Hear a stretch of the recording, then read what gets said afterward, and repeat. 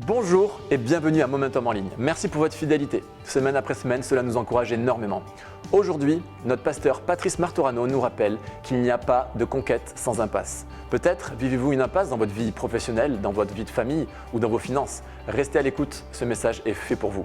Sur la partie de droite, vous avez une boîte de dialogue qui vous permet de communiquer avec nos conseillers. Ils sont là pour échanger avec vous et pour prier avec vous. N'hésitez pas à les solliciter.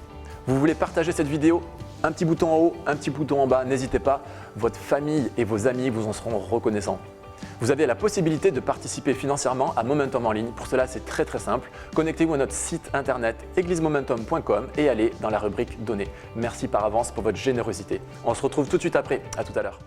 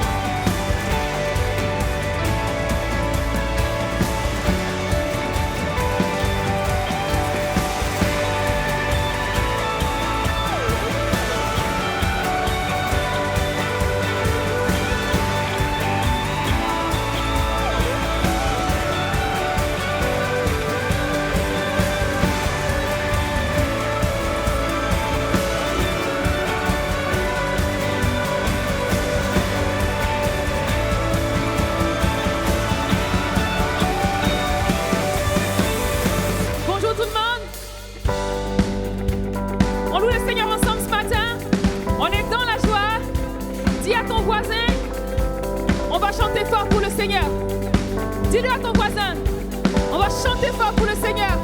Amen.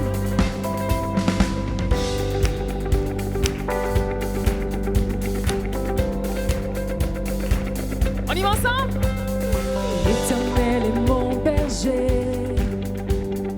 de rien je ne manquerai. Oh mon âme, chante mon âme, pas à pas il me conduit. Au bord des eaux calmes je le suis. Oh mon âme, chante mon âme.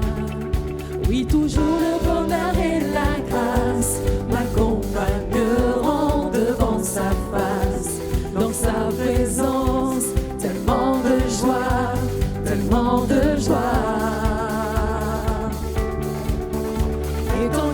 trouve auprès de moi, aucun mal, mon âme, tu ne craindras. Et dans son temps, je reviendrai, je reviendrai. On tape des mains ensemble.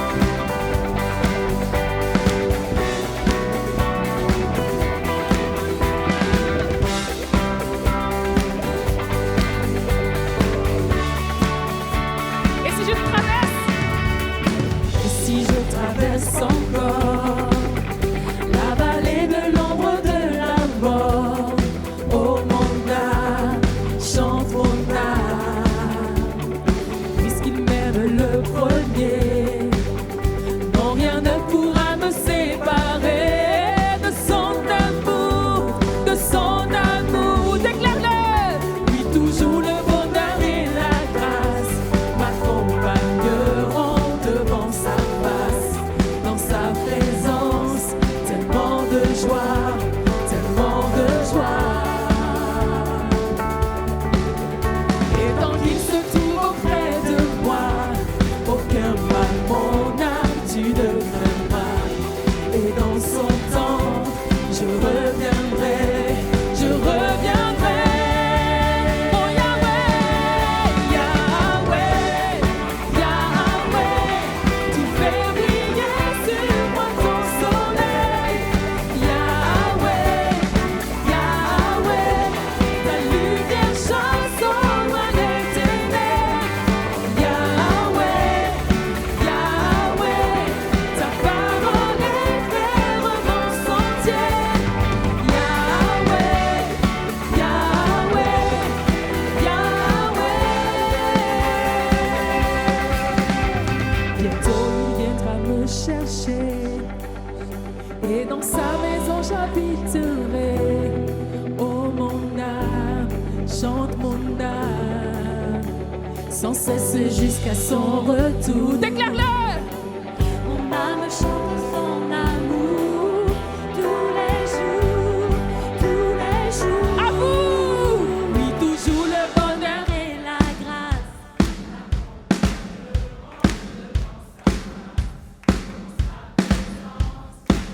Est-ce qu'il y a de la joie dans ce lieu ce matin? Et tant qu'il se trouve auprès de moi, aucun mal, mon âme, tu ne craindras. Et dans son temps, je reviendrai, je reviendrai. Oh Yahweh, Yahweh, Yahweh, tu fais briller sur moi ton soleil. Yahweh, Yahweh, ta lumière chasse au loin des ténèbres. Yahweh, Yahweh, ta parole éclaire mon sentier. Yahweh, Yahweh, Yahweh, oh Yahweh, Yahweh, tu fais briller sur moi ton soleil. Yahweh, Yahweh, ta lumière chasse au loin des ténèbres. Yahweh, Yahweh, ta parole éclaire mon sentier. Yahweh, Yahweh,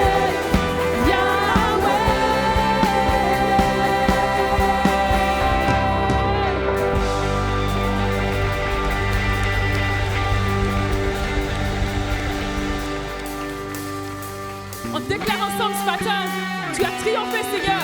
Alors sois élevé. Amen. Est-ce qu'on peut pousser un cri de joie ce matin pour le Seigneur? Alléluia.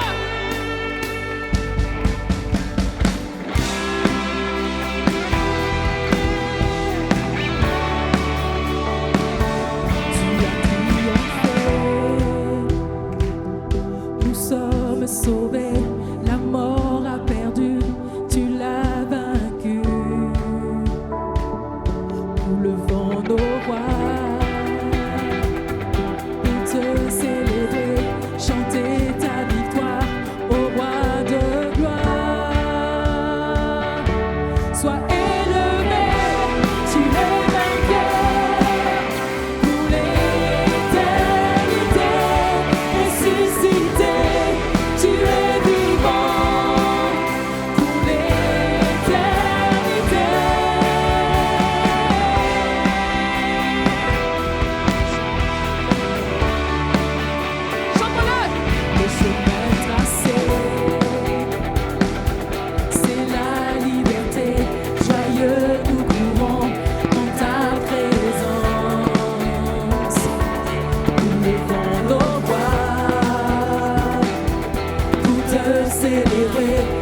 chanter ta victoire au roi de gloire.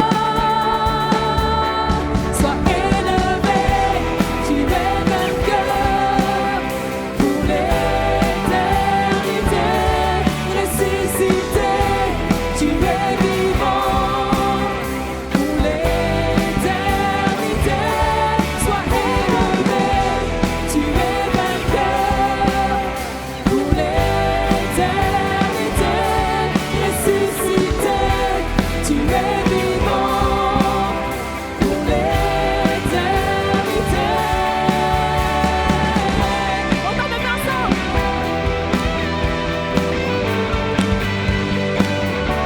Pour l'éternité.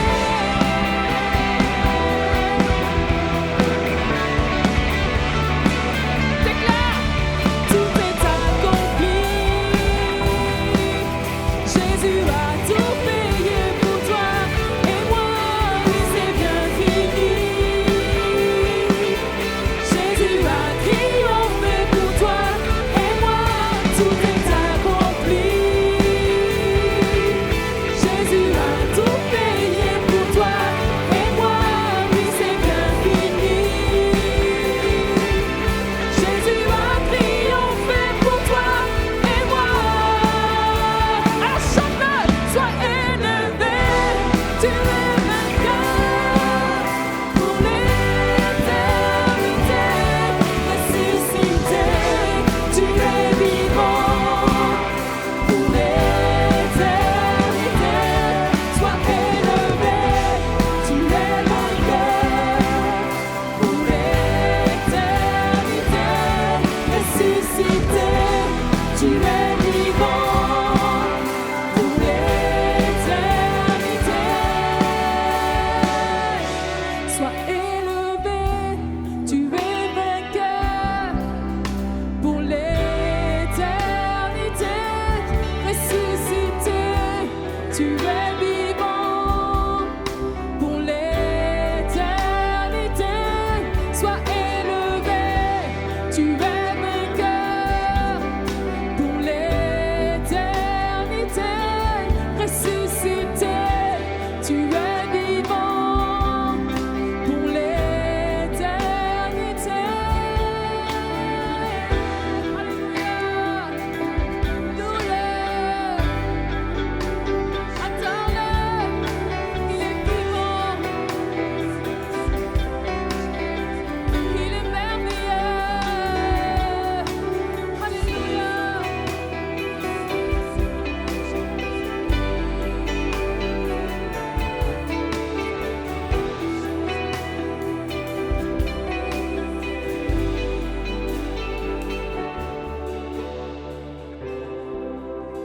Alléluia. Nous adorons le ressuscité. Nous louons ton amour, Seigneur.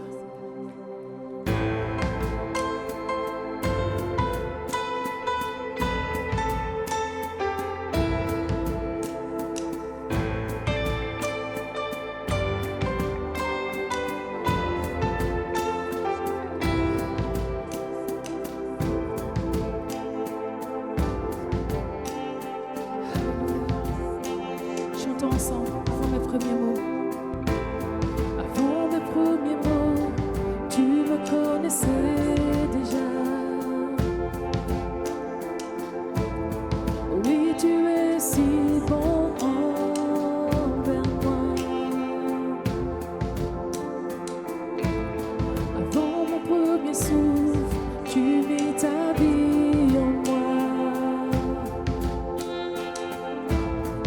Oui, tu es si tendre envers moi. Chante-le. Oh, l'amour renversant, extravagant, infini de Dieu. Sans faiblir, il me cherche, il me poursuit, me ramène à lui. Je suis indigne et sans mérite, mais pour moi tu t'es livré. Oh, l'amour renversant, extravagant, infini de Dieu.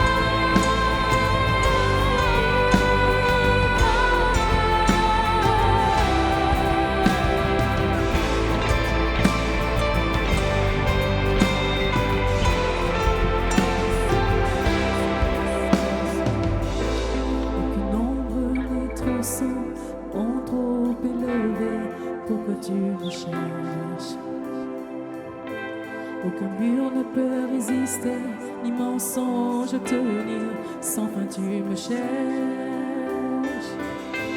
Aucune ombre n'est trop sombre, ni monde trop élevé, pour que tu me cherches. Aucun mur ne peut résister, ni mensonge tenir, sans fin tu me cherches.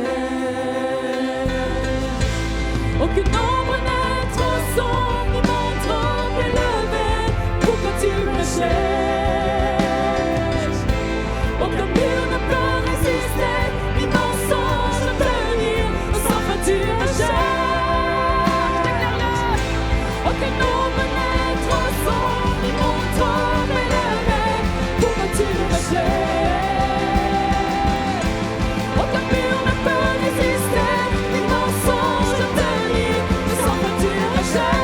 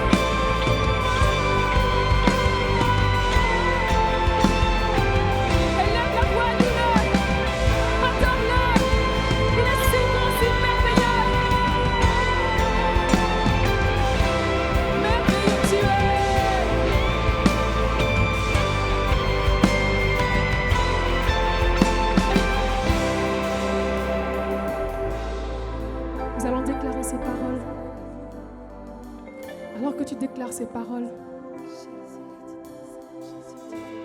Pense à ces paroles. Réalise-les dans ta vie. Aucune ombre n'est trop sombre, ni monde trop élevé pour qui te cherche.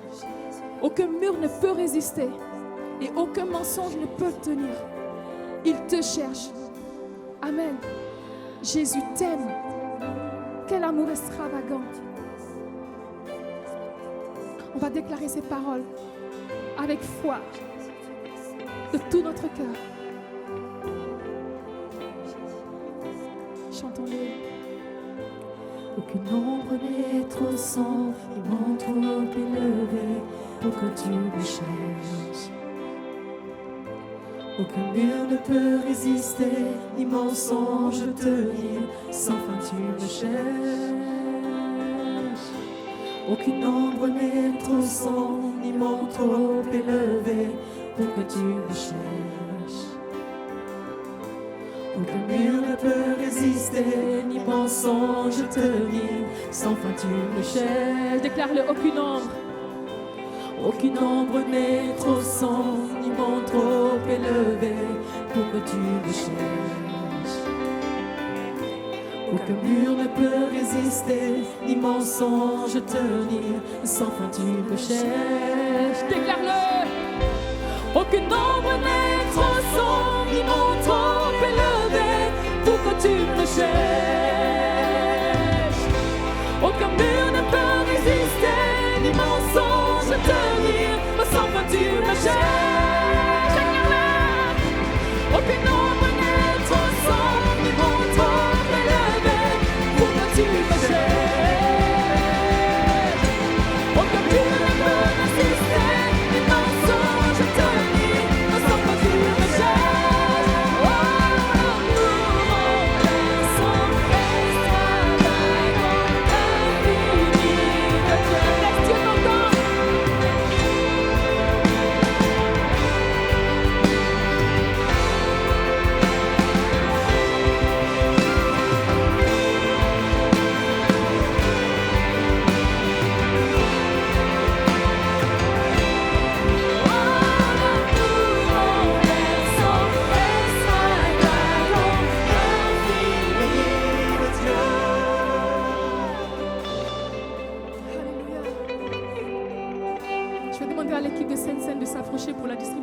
combat du Seigneur.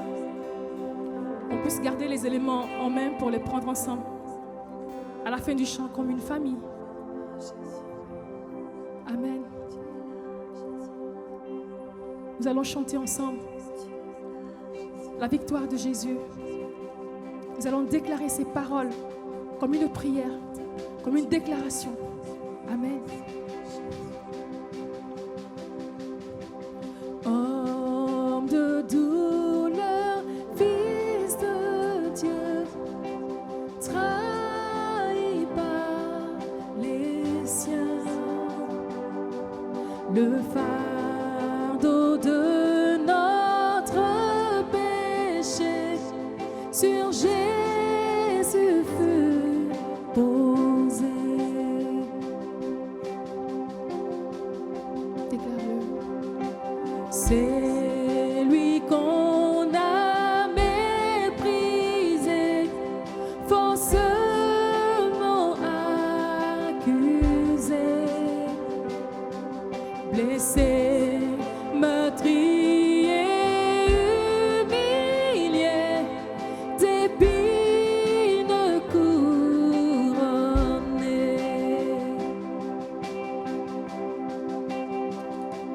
En cette croix, ma rédemption, où ton sang coula pour moi, que mon âme s'écrie Alléluia, gloire et honneur à toi seul. Déclare venu du ciel. Venu du ciel sur la terre pour nous réconcilier, pour racheter et pardonner ceux qui l'ont crucifié. Oh, cette croix, ma rédemption, où ton sang coula pour moi, que mon âme s'écrie Alléluia, gloire et honneur à toi seul. Oh, cette croix, ma rédemption, où ton sang coula pour moi, que mon âme s'écrie Alléluia, gloire et honneur à toi seul. Alléluia. La Bible déclare dans le livre d'Ésaïe au chapitre 53: Qui a cru à ce que nous avons annoncé? Qui a reconnu le bras de l'Éternel? Il s'est élevé devant lui comme une faible plante, comme un rejeton qui sort d'une terre desséchée. Il n'avait ni beauté ni éclat pour attirer nos regards, et son aspect n'avait rien pour nous plaire. Méprisé et abandonné des hommes, homme de douleur et habitué à la souffrance, semblable à celui dont on détourne le visage. Nous l'avons dédaigné, nous n'avons fait de lui aucun cas. Cependant, il a porté nos souffrances. Il s'est chargé de nos douleurs. Et nous l'avons considéré comme puni, frappé de Dieu et humilié. Mais il était blessé pour nos péchés, brisé pour nos iniquités. Le châtiment qui nous donne la paix est tombé sur Jésus. Et c'est par ses meurtrissures que nous sommes guéris. Amen. Soyons en paix ce matin, parce que Jésus a triomphé. Le châtiment qui nous donne la paix est tombé sur lui. Amen. Mangeons et buvons ensemble ce repas de victoire. Alléluia.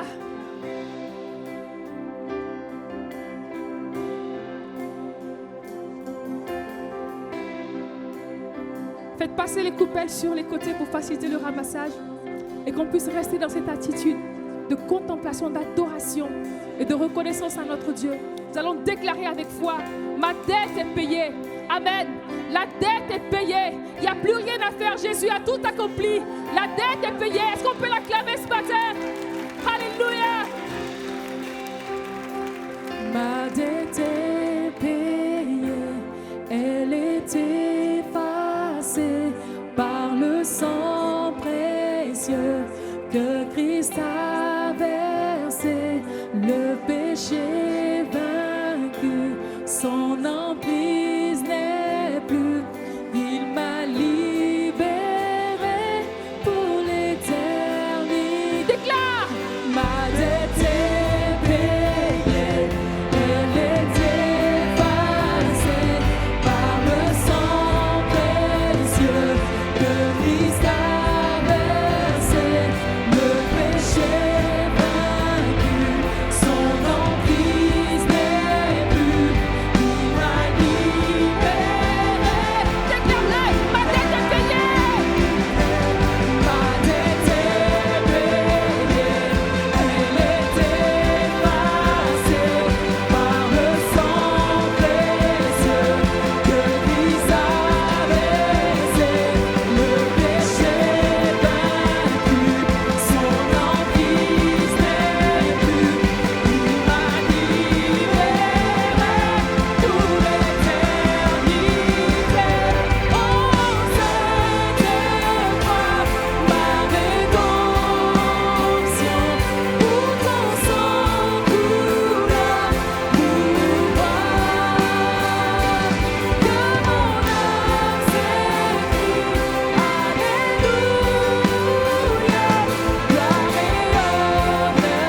Que mon âme s'écrie, Alléluia, gloire et honneur à toi seul. Gloire et honneur à toi seul. Gloire et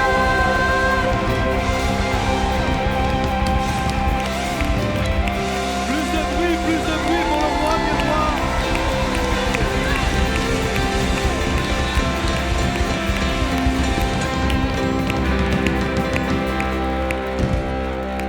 Alléluia. Combien sont heureux de savoir que Dieu a payé le prix? Est-ce qu'on peut l'applaudir pour ce miracle si merveilleux envers nous? Je vous souhaite à tous la bienvenue à l'église Momentum. Est-ce que vous pouvez vous transformer en comité d'accueil et souhaiter la bienvenue envers ceux qui sont autour de vous? Juste prendre un instant. On est tellement heureux de pouvoir se retrouver. J'en profite également pour saluer tous ceux et celles qui nous suivent sur Internet. On est heureux de vivre cette célébration ensemble ce matin. C'est toujours bon de louer et d'adorer Jésus. Est-ce qu'on peut applaudir bien fort également tous ceux et celles qui sont sur le net avec nous ce matin? On est encouragé de savoir qu'au-delà des 4 murs de l'église, il y a des gens également qui suivent cette célébration avec nous. On a vécu la semaine passée une semaine incroyable de jeûne et prière. Qui était là? Qui est venu au moins un soir dans la semaine? Levez la main tous ceux qui étaient là. On a vraiment vécu un moment, ok, il y a quand même pas mal qui étaient là. Je ne sais pas combien ça représente peut-être sur la semaine, mais je pense qu'on devait être facilement 700, 800, 900 si on fait l'addition. Et c'était vraiment extrêmement encourageant de voir quasiment chaque soirée, l'église était quasi pleine, venir louer et adorer Jésus. Et la thématique qu'il y avait durant ce jeûne et prière, vous en souvenez? Esprit de conquête. C'était la thématique esprit de conquête et à la base c'était juste pour une semaine et vraiment Dieu a parlé à nos cœurs, à mon cœur et je me suis dit c'est dommage de garder ça pour une semaine. Alors on va continuer encore quelques semaines ensemble sur cette notion de l'esprit de conquête parce que je crois que Dieu nous appelle à être des conquérants. Est-ce que vous le croyez ça? Le Seigneur nous appelle à gagner, à remporter des victoires, à gagner du territoire, que ce soit dans nos vies de famille, dans notre couple, avec nos enfants, dans notre business, dans notre service pour Dieu, peu importe. Le Seigneur désire que nous puissions aller de l'avant. Il y a pas très longtemps, 2-3 mois en arrière, c'était mon anniversaire. Et il y a des personnes qui m'ont fait un chouette cadeau. Ils sont venus à l'église, j'étais pas là. Et ma femme était là. Et ils ont donné à mon épouse une enveloppe enveloppe contenant des bons d'achat dans une grande surface pour que je puisse aller m'acheter un cadeau. Ça, c'est vraiment gentil. Hein. Et donc, il donne ça à mon épouse. Et mon épouse prend ça. Et dans sa tête, ça tombe bien. On devait faire des courses. Et elle part en grande surface avec les bons d'achat. Combien croient que quand des gens te donnent pour ton anniversaire un bon d'achat, il est pour toi, il n'est pas pour eux. Vous comprenez? Et là, ma femme, vous savez ce qu'elle achète avec le bon d'achat pour mon cadeau pour mon anniversaire? Elle achète un aspirateur. Les femmes applaudissent et les hommes, ils font où? Et là, c'est un aspirateur. Ma femme, elle arrive le soir. Vous savez, ces aspirateurs qui sont ronds, il n'y a pas de fil. Et la particularité de ces aspirateurs, c'est qu'ils passent tout seuls. Tu n'as pas besoin. Ils se débrouillent tout seuls, l'aspirateur. Vous voyez ces aspirateurs? Et ces aspirateurs, en fait, vous compreniez ceci, c'est qu'il y en a à tous les prix. Et plus tu mets cher, et plus l'aspirateur est comme intelligent. C'est-à-dire qu'il peut programmer et regarder les endroits où il va passer. C'est comme il quadrille la maison. Il y a toutes sortes de capteurs. Enfin, vraiment, c'est le truc hyper intelligence artificielle, etc. C'est vraiment super bien fait. Et ça, c'est le top. Ça, c'est ceux qui sont intelligents. Nous, c'était plutôt à l'entrée de gamme. Et moins intelligent. Il n'est vraiment pas intelligent, l'Aspi. Et en fait, il n'est tellement pas intelligent, cet Aspi, que je l'appelle la mouche. Vous savez ce que c'est, une mouche sur une fenêtre?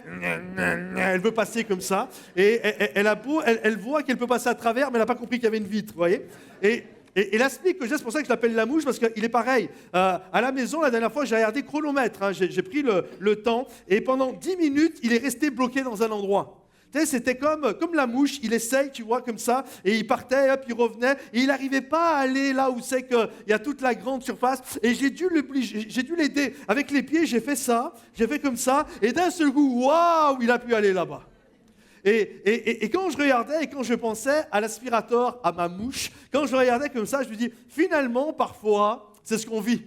On est là et on a l'impression qu'on est dans une voie sans issue. On a l'impression que peu importe, il n'y a pas d'option, il n'y a pas d'option possible. Et en fait, cette pensée, cette réalité, c'est quelque chose qu'on vit tous. Et c'est tellement quelque chose de présent dans nos vies qu'en français, dans la langue française, il y a plein d'expressions pour exprimer le fait de se retrouver bloqué dans une situation. J'en ai noté quelques-unes. Par exemple, on va dire « je suis dans une impasse ». C'est une impasse. On va dire, je suis au point mort. Ça avance plus. Je suis coincé. Je suis dans le pétrin. Je suis dans une situation sans issue. Il y en a qui vont dire, ah, t'es dans de beaux draps. Ou alors, il y en a une qui est pas mal aussi qui dit, t'es entre le marteau et l'enclume. Ça veut dire que peu importe où tu vas aller, tu vas avoir mal. De toute façon, tu vas te retrouver bloqué entre les deux. Et des moments, on a vraiment l'impression qu'on est dans ce type de situation et qu'on ne va pas réussir à avancer et que peu importe ce qui va se passer, je vais avoir mal. Vous voyez, c'est un peu comme dans ton travail, tu as une entreprise, et puis là, tu te dis, si je ne fais rien, on va droit dans le mur. Mais en même temps, j'ai l'impression que si je fais quelque chose, on va quand même droit dans le mur. Ça va quand même être l'embrouille. Ou alors dans nos relations, avec ton épouse, avec tes enfants, avec tes collègues de travail, ou à l'église, avec les gens avec qui tu es en train de servir, tu sens que la situation est stressante. Tu sens que là, il y a quelque chose de pas bon, c'est angoissant, c'est oppressant. Tu sens qu'il y a un vrai malaise. Et là, tu te dis, si on ne fait rien, c'est la catastrophe annoncée. Mais en même temps, tu te dis, si on parle, ça va mal se passer aussi. Vous voyez, ce genre de truc avec ton épouse, avec ton époux, chérie, il faut qu'on se parle. Et là, tu sais que ça va être une catastrophe, comprenez? Et là, et peu importe, et on se retrouve, c'est comme, je suis bloqué, j'ai l'impression qu'on ne peut pas vraiment avancer. Si vous êtes dans une situation comme ça ce matin, j'ai une bonne nouvelle. La Bible nous montre un récit qui est extrêmement réconfortant d'un peuple, le peuple de Dieu, qui à un moment donné va se retrouver dans une situation similaire, complètement bloquée. Et j'aimerais vous encourager, vous réconforter ce matin et vous aider à aller de l'avant pour accomplir ce que Dieu désire. Alors le titre de mon message ce matin, c'est « Ne craignez rien, avancez ». On doit comprendre ceci. Certains, vous êtes en train de dire « Mais je ne vois pas le rapport avec l'esprit de conquête là. » Bloqué, esprit de conquête. On doit comprendre ceci, c'est que la conquête, écoutez bien parce que c'est quelque chose d'extrêmement important lorsqu'on veut conquérir. La conquête commence souvent, pour ne pas dire toujours, par une impasse. ça commence toujours par un cul-de-sac géographique où on a l'impression qu'on ne va pas réussir à avancer. Et c'est exactement ce qui s'est passé à un moment donné pour le peuple d'Israël. Et j'aimerais voir ce matin, premièrement, que nous devons réaliser que ça soit cool et qu'on avance facilement ou que ça soit compliqué. Nous devons comprendre, premièrement, que Dieu est l'Éternel, notre berger. Qu'il nous conduise vers de verts pâturages ou que nous passions par la vallée de l'ombre de la mort, l'Éternel est notre berger. Combien le croient ce matin? L'Éternel est notre berger. Peu importe où tu es ce matin, que tu es dans une situation facile ou dans un cul-de-sac, j'aimerais te dire, l'Éternel est quand même ton berger et il est celui qui te guide. La Bible nous parle de ce peuple d'Israël qui, à un moment donné, alors qu'ils étaient esclaves en Égypte, Dieu va les libérer. Vous connaissez les 10 plaies d'Égypte et Pharaon en a tellement marre et tellement fatigué de recevoir des plaies, des catastrophes. Et là, il est lassé, il est épuisé et il va dire à Moïse, écoute Moïse, c'est trop maintenant, on en a marre, prends le peuple d'Israël, prends les Hébreux et quittez l'Égypte, c'est fini, je ne veux plus vous voir là, partez de là. Et là, Moïse va partir avec le peuple d'Israël et ils vont commencer la route de la conquête. L'objectif, c'est la conquête du pays promis. L'objectif, c'est le pays où coule le lait et le miel. Et voici ce qui va se passer juste à ce moment-là. Exode chapitre 13, verset 17 nous dit « Lorsque le Pharaon laissa partir le peuple, Dieu ne le conduisit pas par le chemin qui passait par le pays des Philistins, même si c'était le plus direct. » C'est-à-dire le plus rapide, celui qui avait l'air d'être le plus simple. Dieu se dit en effet, le peuple pourrait éprouver des regrets en rencontrant la guerre et retourner en Égypte. Dieu fit donc faire au peuple un détour. Oui, il arrive que Dieu nous fasse faire des détours. Par le chemin du désert, oui, il arrive également que Dieu nous envoie au désert. Vers la mer Rouge, vers la mer des roseaux. Juste pour que vous puissiez comprendre ce qui se passe, si on peut mettre la carte. Voyez, ils partent là où il y a le numéro 1, ils parlent de la ville de Ramsès, de Goshen, et là, en fait, le chemin le plus rapide, c'est de longer le haut, de partir vers le nord, et de longer le bord de la mer Méditerranée. Il y avait une route commerciale qui était là. Et là, Dieu se dit, si je les fais passer par là, il faut comprendre que c'est à peine une 10-12 jours de marche maximum. Et Dieu se dit, si je les fais passer par là, ils vont rencontrer sur la bande de Gaza, ils vont rencontrer les Philistins. Ils risquent d'avoir peur, il y a un obstacle, et ils risquent de retourner en Égypte. Ils risquent de retourner à l'état qu'ils étaient avant. Alors Dieu le sait, et Dieu leur fait prendre la route inverse. Il les fait passer vers le sud. Et on doit comprendre ceci, mes bien-aimés, c'est que quand nous passons des moments où on ne se rend pas compte, on suit Dieu et on ne comprend pas pourquoi on passe par un détour. On doit comprendre que Dieu connaît la fin de l'histoire. Et quand Dieu ne nous fait pas passer par le chemin le plus rapide, c'est parce que toi, peut-être, tu ne le sais pas, mais Dieu le sait. Il y a un obstacle. Et Dieu ne veut pas que tu aies peur de cet obstacle et que tu retournes de là où tu viens.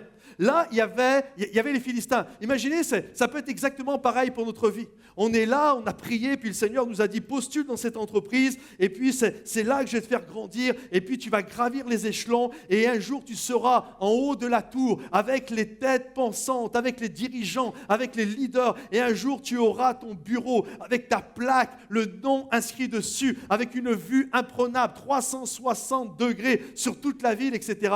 Et là, tu postules, et tu commences, et forcément, tu commences au sous-sol. Tu es là, tu partages un bureau, c'est plus un KGB qu'un bureau, vous êtes 25 à l'intérieur. Et là, tu commences à travailler et puis un jour, il y a la possibilité de présenter un projet. Et là, tu te dis, c'est mon heure de gloire. Et là, tu fais le projet, tu fais un super truc. La boîte est enchantée, tu fais gagner de l'argent à ta société. Et là, quand tu pars le vendredi, tu dis, c'est sûr, lundi, quand j'arrive, le patron va me demander d'avoir un entretien avec moi et il va me proposer un bureau à côté du sien. Je vais enfin avoir mon super bureau. Et quand tu arrives le lundi, c'est comme si de rien n'était, tu retournes dans ton KGB. Et là, tu ne comprends pas. Il faut juste que vous compreniez ceci, c'est que Dieu sait que s'il te fait faire un détour, s'il t'appelle à être patient, c'est que peut-être en haut, au dernier étage, dans l'équipe dirigeante, il y avait un monsieur qui allait te faire vivre la misère. Toi, tu ne le sais pas. Tu as juste l'impression que Dieu te met des bâtons dans les roues. Mais Dieu sait que ce gars-là allait te pourrir la vie, que tu allais rentrer dans un découragement total et tu allais abandonner. Et toi, tu ne le sais pas. Tu retournes en bas, mais Dieu est en train de régler son problème à ce gars-là. Soit il le mute, soit il l'envoie en retraite, soit il meurt, j'en sais rien, mais Dieu va régler le problème. Vous comprenez? Et il y a, si vous applaudissez, applaudissez pour de vrai, s'il vous plaît. On doit comprendre ceci, c'est que Dieu sait toujours pourquoi nous passons par un détour. Parce que Dieu sait qu'il y a des obstacles. Alors la question, c'est de se poser, on pourrait se poser cette question, mais comment alors le peuple savait et comment le peuple de Dieu, en fait, était dirigé ? Et la réalité de comment le peuple de Dieu, le peuple d'Israël, était dirigé, en fait, c'était à ce moment-là, pour diriger son peuple, la Bible nous dit que Dieu se manifestait à travers une colonne qui représentait l'Esprit de Dieu. Si tu peux mettre la colonne, s'il te plaît. Il y avait cette colonne qui était là et qui était au milieu du peuple de Dieu. La nuit, comme vous le voyez, c'était une colonne de feu. Et durant la journée, c'était une colonne de nuée. Et le peuple de Dieu, la seule chose qu'ils avaient à faire, c'était de suivre cette colonne. Regardez ce que la parole de Dieu nous dit. Exode chapitre 13, versets 21 à 22. L'Éternel allait devant eux, le jour dans une colonne de nuée, comme on a vu, pour les guider sur leur chemin, et la nuit dans une colonne de feu, pour les éclairer, afin qu'ils puissent marcher jour et nuit. La colonne de nuée ne se retirait pas de devant le peuple pendant le jour, ni la colonne de feu pendant la nuit. Amen. En fait, cette colonne, c'est un rêve, hein. Elle était là, écoutez bien, elle était là 24 heures sur 24. Je ne sais pas si vous imaginez, mais pour moi, c'est le rêve. Tu te lèves le matin et tu n'as pas à te poser 1000 questions. La seule chose que tu as à faire, c'est de suivre la colonne. T'imagines, le matin, tu te lèves. Peut-être nous, des moments, on est là, on prie, puis on n'est pas sûr, c'est de moi, c'est pas de moi. Imagine que tout ça, ça s'enlève, il y a une colonne, elle est physique, tu la vois. Imagine, tu te lèves le matin et tu ne sais pas, est-ce que je dois déménager et aller habiter à Paris ? Là, d'un seul coup, tu vois la colonne, elle se lève, elle part. La seule chose que tu as à faire, c'est la suivre. Seigneur, est-ce que je dois aller habiter à Lyon ? La colonne ne bouge pas. Waouh ! Tu as l'impression que tout devient facile. Tu es là, tu es en train de rechercher, de postuler, tu as besoin d'un travail et tu passes des journées et des journées à marcher dans les rues, à toquer à la porte des entreprises, à envoyer des centaines de CV qui te coûtent des centaines d'euros de timbres, etc. Et là, tu te poses mille et une questions. Imagine, tu te lèves le matin et tu dis, Seigneur, c'est où l'entreprise dans laquelle je dois postuler ? Et là, la colonne, elle se lève. Tu as juste à suivre la colonne, et là, elle se pose sur l'entreprise, et c'est juste là, c'est là que tu dois toquer.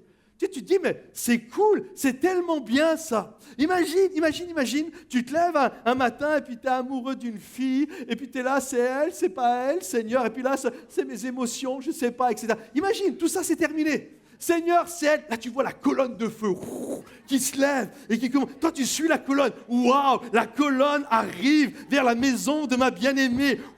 La colonne se pose sur la maison. C'est génial. Tu toques à la porte. La fille, elle ouvre la porte. La colonne se met à s'embraser.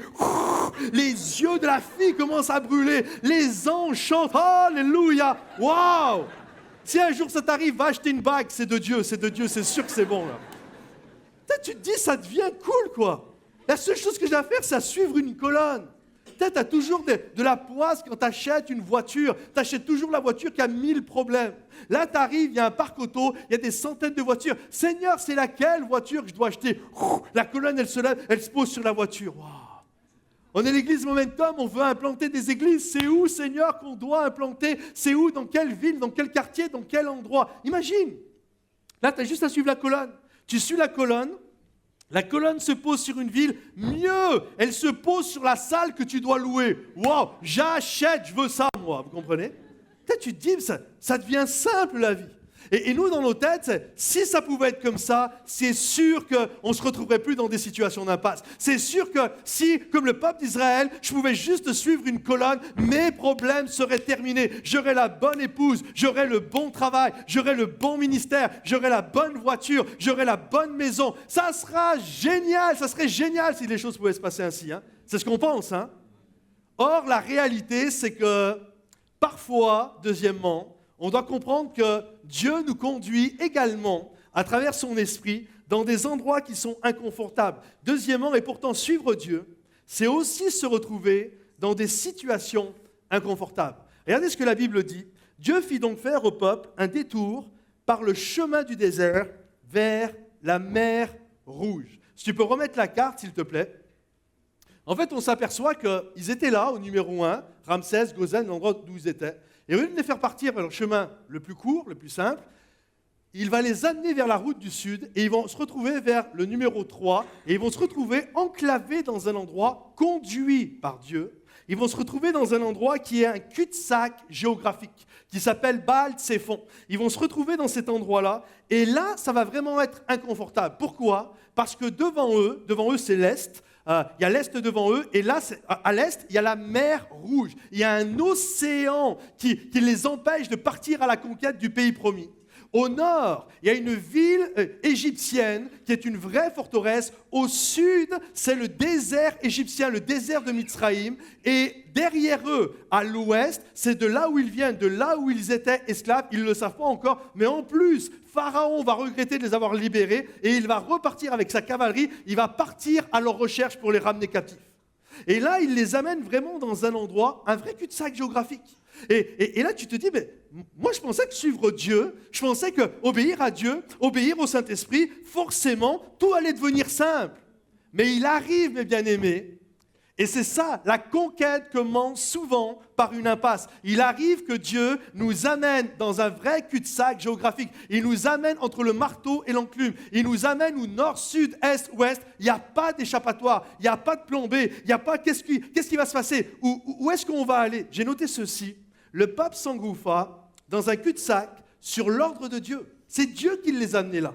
Leur situation n'est pas le fruit du hasard, ni un imprévu, ni une erreur de calcul. Mais Dieu savait que son peuple avait besoin d'une expérience leur permettant de grandir afin de conquérir le pays promis, afin qu'ils partent à la conquête du pays promis. Comprenez-vous ? En fait, Dieu va les amener dans un vrai obstacle. Et la chose, écoutez bien, quand je lis la Bible, j'aime bien étudier la Bible en questionnant ce que je suis en train de lire. Et là, je vais vous faire part de ma réflexion. À ce moment-là, je me posais la question, je dis, ben, il y a un truc que je ne comprends pas. Dieu ne les a pas fait, écoutez bien, Dieu ne les a pas fait passer par le chemin du Nord parce qu'il y avait un obstacle. Okay, on l'a lu ensemble tout à l'heure. Il y avait les Philistins. Alors, tu te dis, ben, Dieu, si il dit qu'il ne veut pas passer par là parce qu'il y a un obstacle, forcément, il va les amener dans un endroit où il n'y a pas d'obstacle.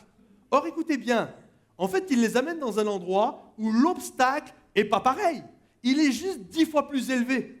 Parce qu'il valait mieux combattre l'armée des Philistins que combattre l'armée de Pharaon. Croyez-moi, les Égyptiens, c'était le pays le plus puissant du monde à ce moment-là. Il n'y a pas plus puissant que les Égyptiens. Mais ce n'est pas juste, ils doivent faire face à l'armée égyptienne.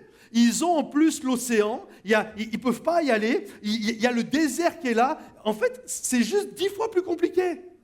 Donc, tu as envie de dire, mais Seigneur, je ne comprends pas le truc là. Tu leur fais passer par un autre endroit parce qu'il y a un obstacle, mais finalement, tu les amènes dans un autre endroit où l'obstacle est 10 fois plus élevé. C'est quoi le truc ? Et là, alors que je me posais les questions, en fait, la réponse, elle est simple. Pourquoi Dieu les amène dans cet endroit-là ? C'est parce que dans cet endroit-là, il n'y avait pas de possibilité de fuir. Ils étaient obligés de faire face à leur histoire. Ils étaient obligés de regarder l'histoire en face et de s'attendre à la grâce de Dieu. Parce que dans le premier obstacle, la Bible dit qu'ils pouvaient fuir. C'est-à-dire que le plan A ne fonctionne pas, il y a toujours la possibilité de, hop, on fuit et on retourne de là où on vient. Comprenez-vous ?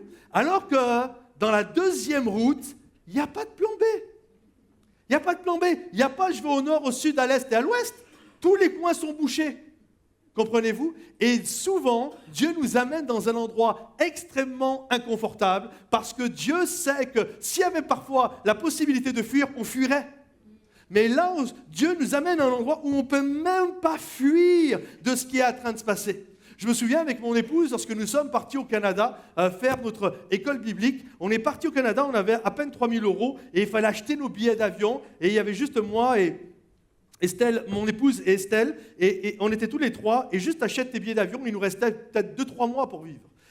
Et là, on part au Canada, écoutez bien, on n'a même pas le billet retour. On ne peut même pas fuir. C'est comme, ok, on y va, on peut acheter que le billet aller, et on peut juste vivre 2-3 mois avec, et nous, on était partis pour 1 année. Et là, tu sais que si ça se passe mal, tu ne peux pas faire retour arrière. Tu es obligé, il doit se passer un truc, et ce qui devait arriver, arriva.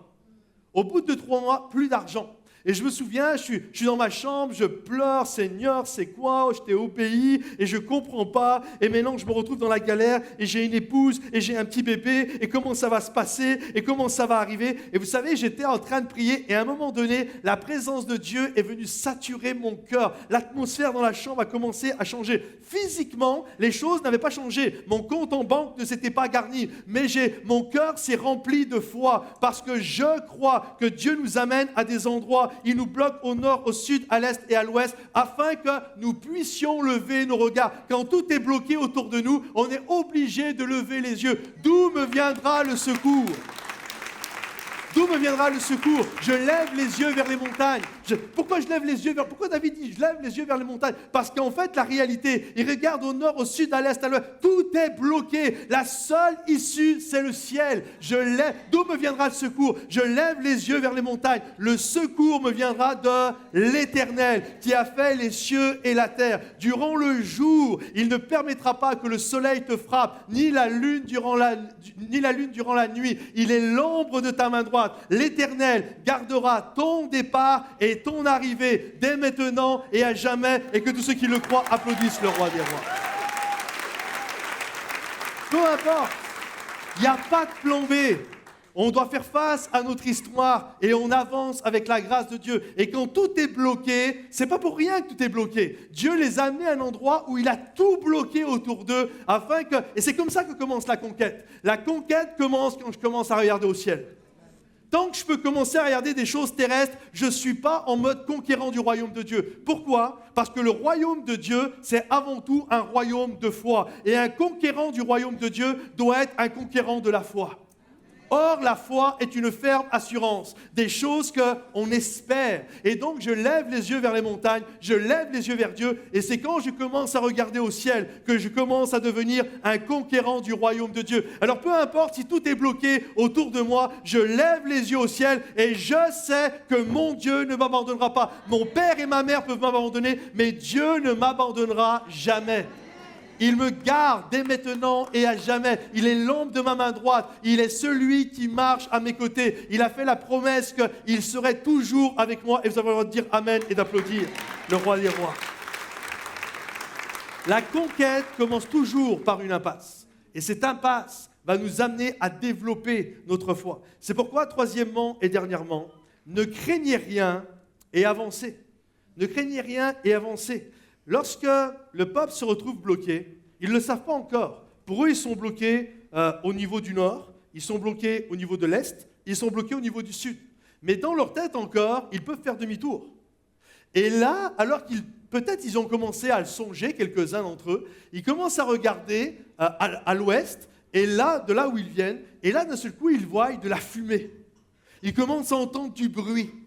Et là, ils commencent à réaliser que c'est l'armée de Pharaon.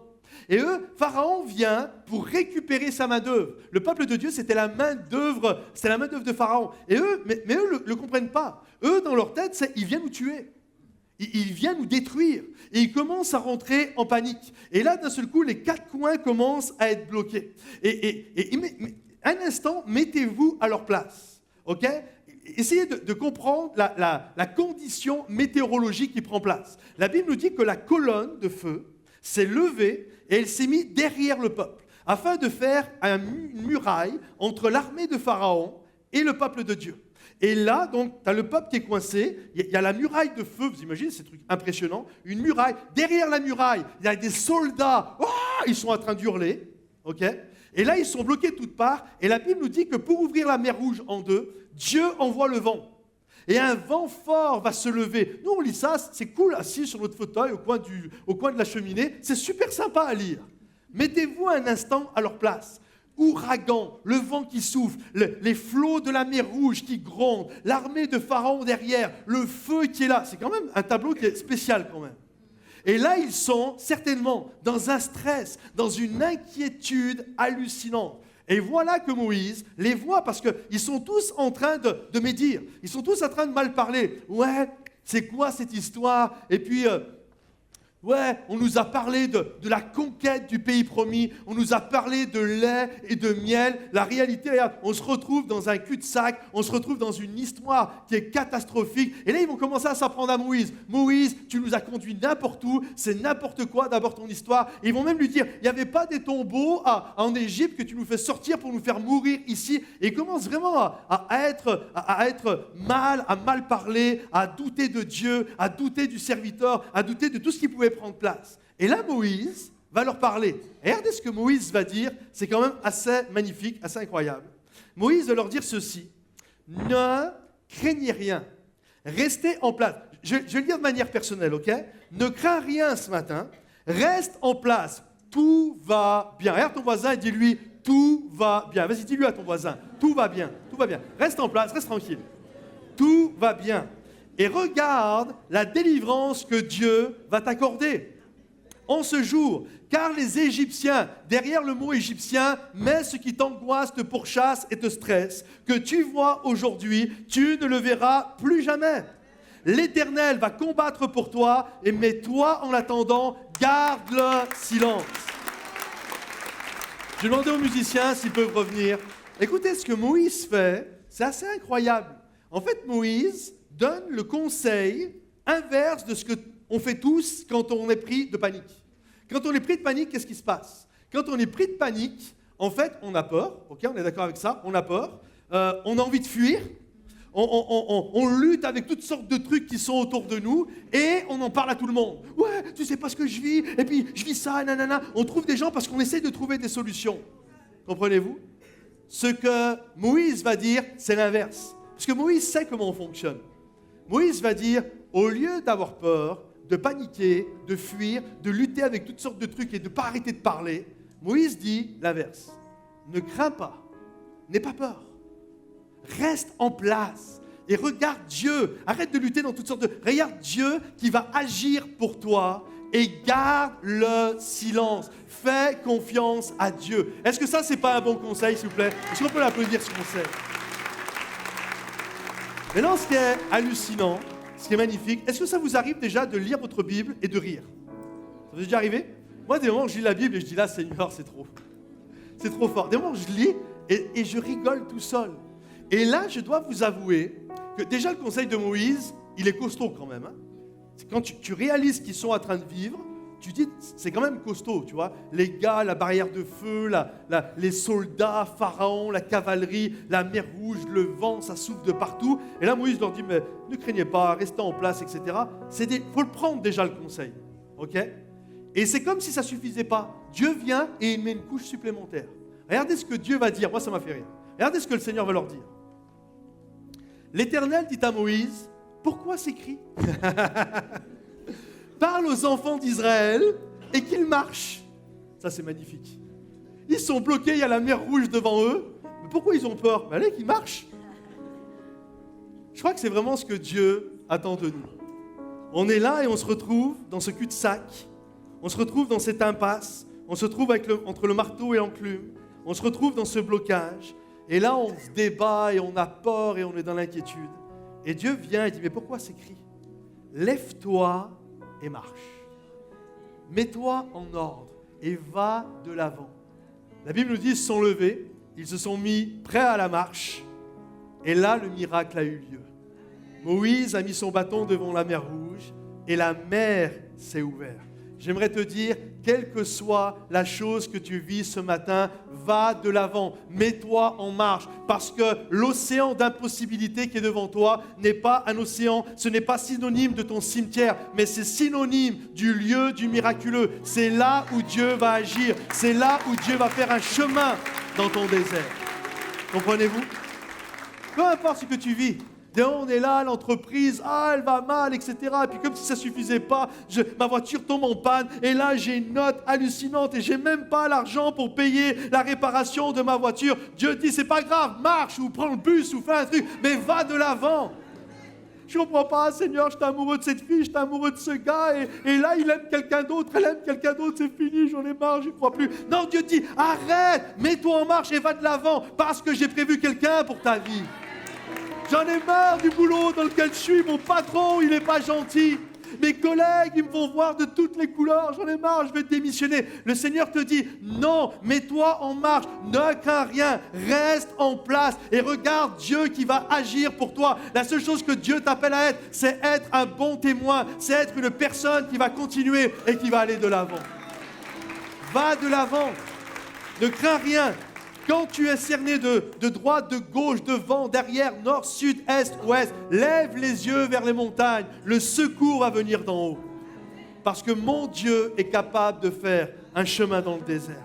Regardez ce qui va prendre place. Le peuple va passer entre la mer partagée et ils vont se retrouver de l'autre côté. Et là, l'armée de Pharaon va s'engager au milieu de la mer partagée. Et la Bible nous dit que Dieu va refermer la mer sur eux.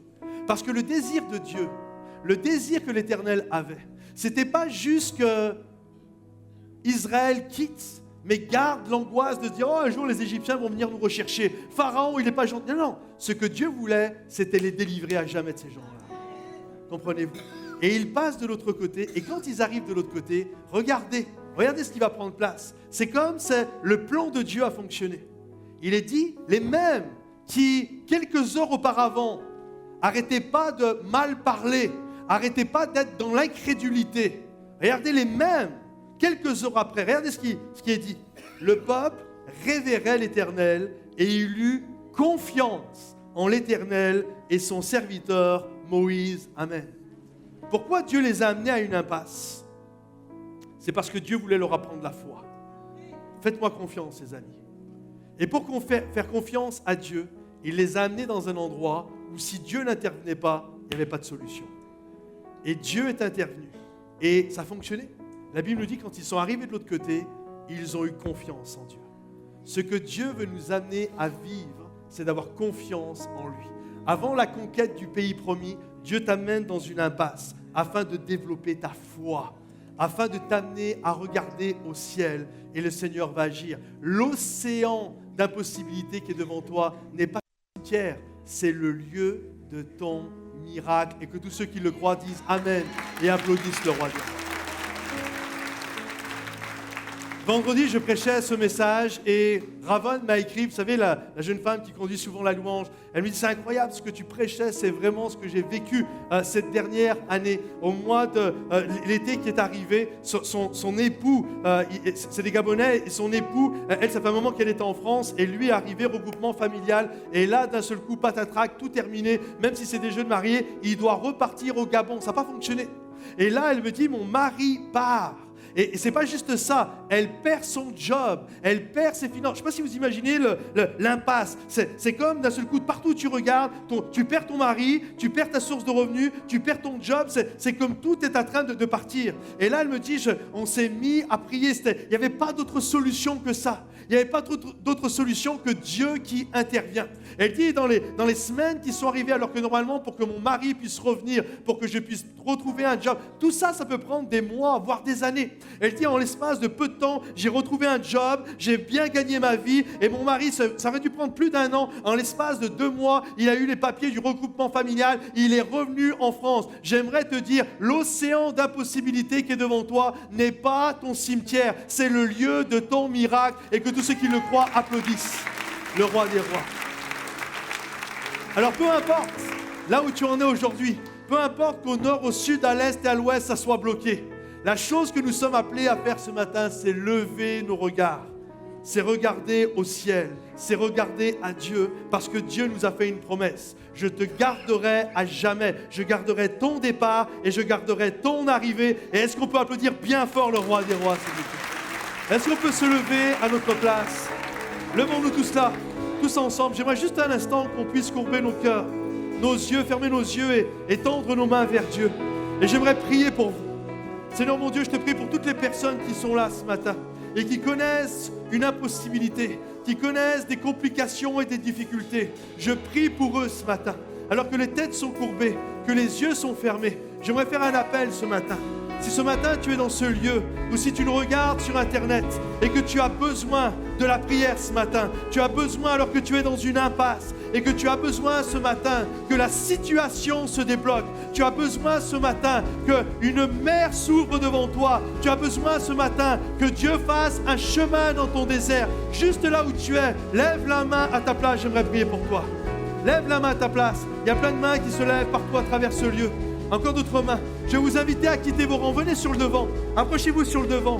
Il n'y a rien de magique, mais c'est un geste symbolique de dire je quitte la position dans laquelle je suis et je me mets en marche. Mets-toi en marche. C'est symbolique. Mets-toi en marche comme le peuple de Dieu. Dieu a dit mettez-vous en marche. Pourquoi ces cris parmi vous? Mets-toi en marche. Viens sur le devant. Ne bloquez pas les allées. Approchez-vous, approchez-vous, approchez-vous, approchez-vous. Bloquez pas, approchez-vous s'il vous plaît. Et j'aimerais que nous puissions chanter ensemble. Il est le Dieu de miracles. Oui, je crois en toi. Peu importe ce que je vis, je crois en toi, Seigneur. Et là où tu es, commence à chanter ce chant comme une déclaration de foi ce matin. Comme une déclaration d'intention. Oui, je crois en toi. Tu es le Oui, Seigneur, Dieu croyons en de toi ce matin. Peu importe la situation. Peu importe Oui, les je blocages. crois en toi. Nous croyons, Seigneur, Oui, je crois en que tu vas toi. ouvrir Tu l'océan es de le Dieu de Nous croyons que tu vas faire un chemin dans notre désert. Je crois, oui, je crois en toi. Oui, je crois en toi. Tu es le Dieu de miracles. Oui, je crois en toi. Oui, je crois en toi. Oui, je crois en toi. Tu es le Dieu de miracles. Déclare, tu es de toute éternité. Oh Dieu puissant ressuscité, tu es celui qui donne vie. Tu es le Dieu de miracles. Tu es le Dieu de miracles. Tu es de toute éternité. Oh Dieu, Dieu puissant ressuscité. Tu es celui qui donne vie. Tu es le Dieu de miracles. Tu es le Dieu de miracles. Oui, je crois en toi. Tu es celui qui donne vie, Oui, Seigneur. je crois en toi. Oui, je crois en toi. Tu es le Dieu de miracles. Oui, je crois. Oui, je crois en toi. Oui, je crois en toi. Tu es le Dieu de miracles. Alléluia. Alléluia. J'aimerais faire une prière et j'aimerais que vous puissiez tous répéter après moi. Avec foi et avec conviction, tous ceux qui ont répondu comme ceux qui sont au fond, et qu'on puisse tous prier ensemble. Répétez après moi. Seigneur Jésus, je viens devant toi parce que je crois en toi. Je crois que tu es le Dieu de miracles. Je crois que tu es capable d'ouvrir la mer Rouge. Je crois que tu es capable de faire un chemin dans mon désert. C'est toi qui es l'auteur de la vie et je m'abandonne en toi. Je crois que tu es ce Dieu d'éternité qui va répondre à mon problème. C'est pourquoi aujourd'hui, je lève mes yeux vers toi. Et peu importe si tout semble bloqué, je confesse que tu es mon Dieu et que tu es celui qui va remporter la victoire. Je suis ton enfant, tu es mon Père et tu m'aimes et je t'aime. Et ensemble, nous allons aller de l'avant dans le nom de Jésus et que tous ceux qui le croient disent Amen et applaudissent le Roi des rois et le Seigneur des seigneurs. Tu es Alléluia. de toute éternité. Oh Dieu puissant ressuscité. Déclare avec toi. Tu es celui qui donne vie. Tu es le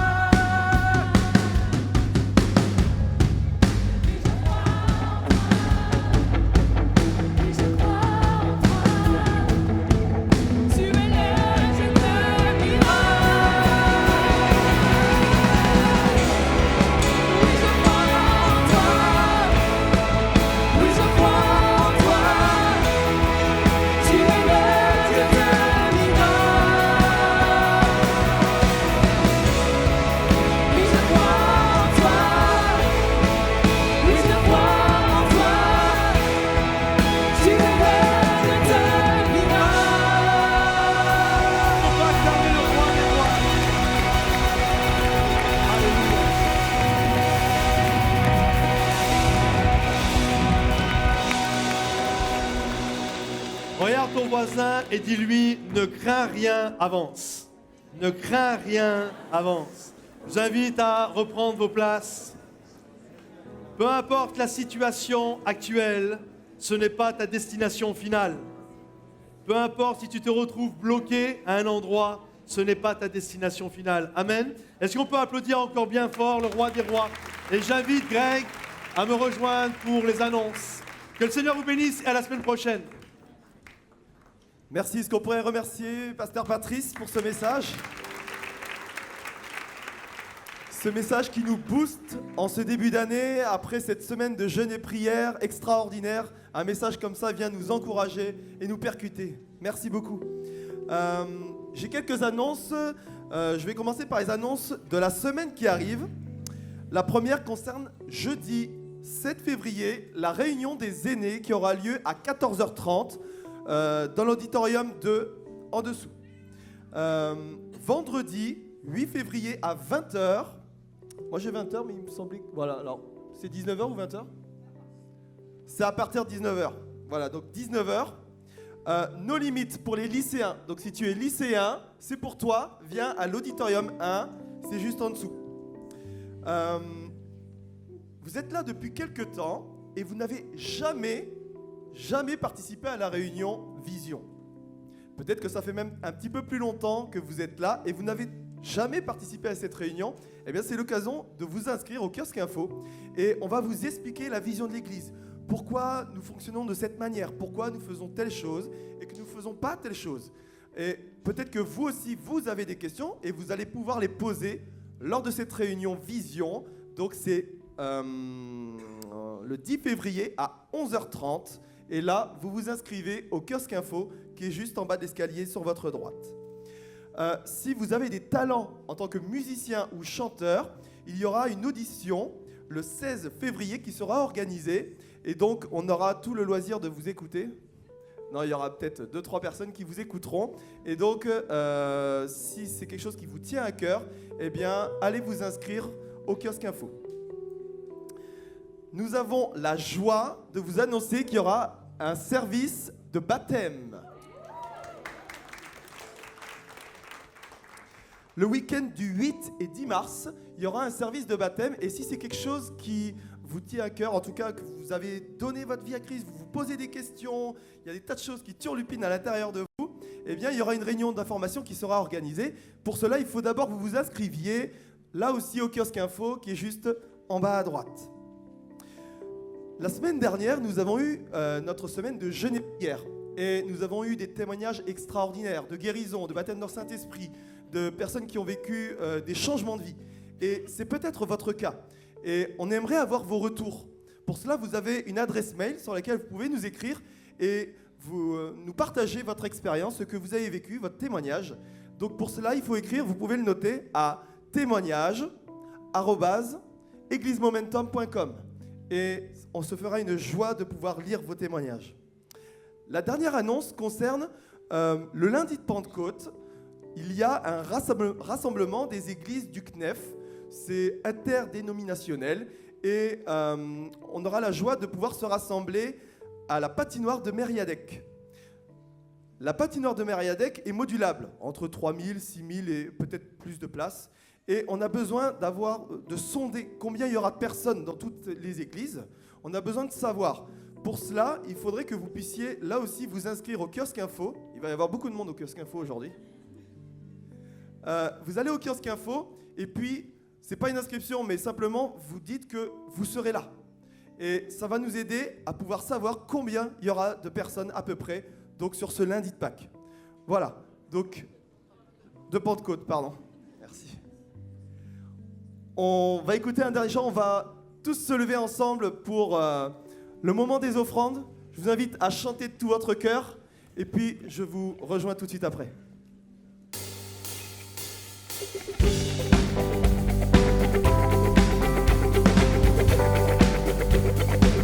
On y va ensemble? L'Éternel est mon berger, de rien je ne manquerai. Oh mon âme, chante mon âme, pas à pas il me conduit au bord des eaux calmes.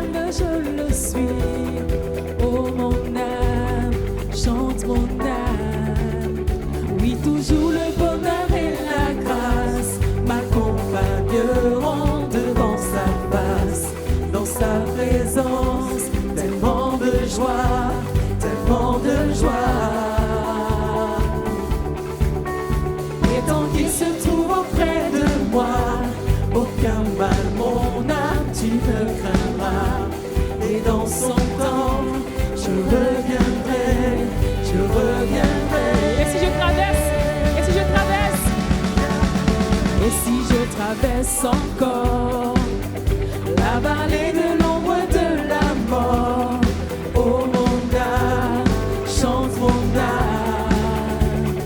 Puisqu'il m'aime le premier, non rien ne pourra me séparer de son amour, de son amour. Oui, toujours, le bonheur et la grâce m'accompagneront devant sa face, dans sa présence, tellement de joie, tellement de joie. Et tant qu'il se trouve auprès de moi, aucun mal, mon âme, tu ne craindras. Et dans son temps, je reviendrai, je reviendrai. Oh Yahweh, Yahweh, Yahweh, tu fais briller sur moi ton soleil. Yahweh, Yahweh, ta lumière chasse en moi les ténèbres. Yahweh, Yahweh, ta parole éclaire mon sentier. Yahweh, Yahweh, Yahweh. Bientôt il viendra me chercher, déclare-le. Et dans sa maison j'habiterai.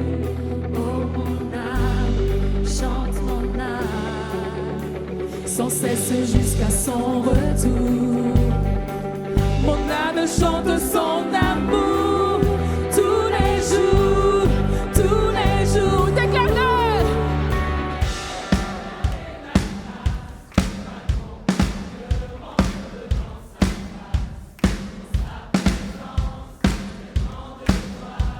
Tellement de joie. Et tant qu'il se trouve auprès de moi, aucun mal, mon âme, tu ne craindras. Et dans son temps, je reviendrai, je reviendrai.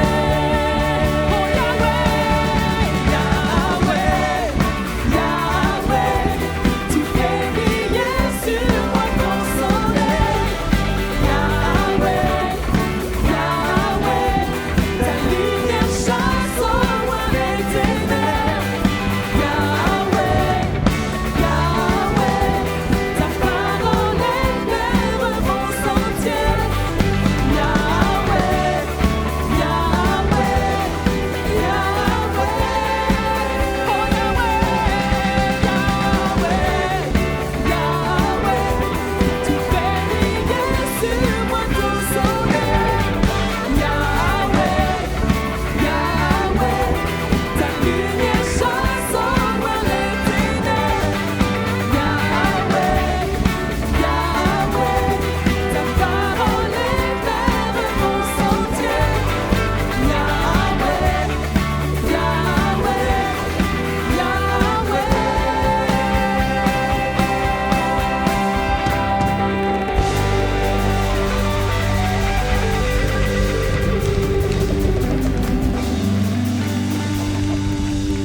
Merci Seigneur. Est-ce que vous pouvez vous asseoir à peu près 1 minute 37, pas plus? Je tiens dans ma main une carte de visite. Mais qu'est-ce que c'est? Depuis quelques mois, on a lancé l'église en ligne. Vous êtes au courant pour certains. Et vous savez, vous comme moi, que des fois, inviter quelqu'un à l'église, c'est pas facile. Pourquoi? Parce qu'il va trouver un tas d'excuses qui va faire en sorte que, non, je viendrai pas parce que j'ai besoin de dormir, parce que je suis trop vieux, trop jeune, trop occupé ou pas assez occupé. Bref, en tout cas, il viendra pas. Mais par contre, il peut se connecter sur Internet. Et vous pouvez simplement l'inviter. Il y a toutes les informations dessus, les horaires, l'adresse sur laquelle se connecter. Et c'est tellement simple d'aller dans une église sur Internet. Et donc, vous pouvez les prendre. Elles sont disponibles au kiosque info. Je vous encourage à en prendre peut-être 2, 3. Ce n'est pas une distribution de prospectus. C'est lors d'une discussion avec des amis, de la famille, des collègues.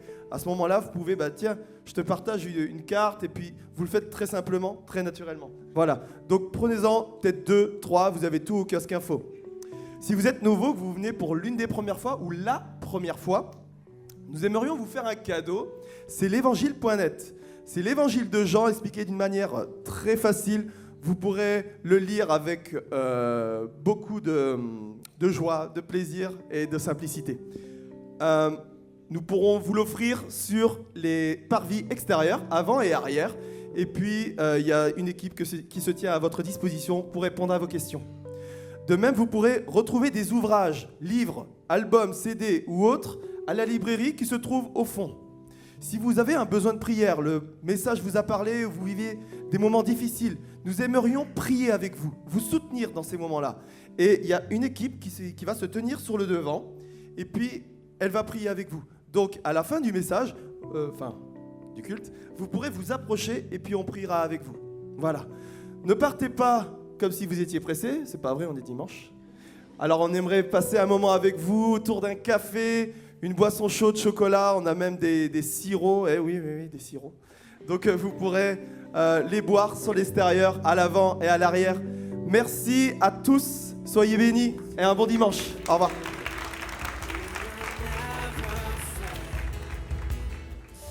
Merci de nous avoir suivis, j'espère que ce message vous a fait du bien. Je vous invite, si vous le souhaitez, à participer financièrement à Momentum en ligne. Pour cela, c'est très simple, connectez-vous sur notre site églisemomentum.com et vous allez dans la rubrique Donner. Par avance, je vous remercie pour votre générosité et je vous dis à la semaine prochaine.